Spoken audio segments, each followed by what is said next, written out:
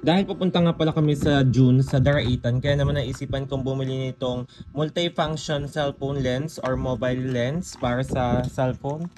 Napakaganda nga pala nito ikuha at ipapakita ko sa inyo mamaya yung mga pictures ko gamit to. May sarado na nga pala yung kanyang mga lens para hindi magabukan at magasgasan. Meron na nga din pala siyang clip na kasama. Ito naman, ang use nga pala nito ay kapag ilalagay nyo yung lens, ilalapit nyo sa mata nyo, gagawin yung telescope. Huwag nyo hawakan yung lens kasi magkaka-fingerprint. Papakita ko sa inyo yung yung picture dito gamit to.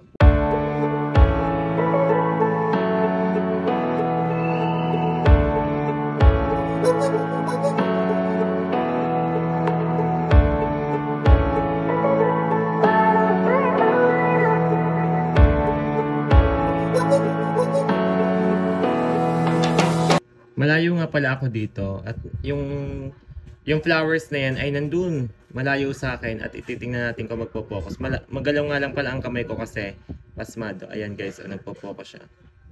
Ganon kaganda ang mobile lens na to. Kaya naman kung may mga pupuntahan kayo magandang lugar, umorder na din kayo nito. Place your order. Ay napakaganda mag-focus oh.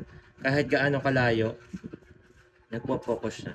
Hindi ko na nga pala sa inyo na ipakita kung paano ko nilagay siya dito sa may camera. Pero i-clip nyo lang naman siya katapat ng lens ng camera nyo. And then, iikot nyo na to dito. Ayan, kaya kung ako sa inyo, kung may pupuntahan kayo magandang lugar, ano pang gagawin nyo?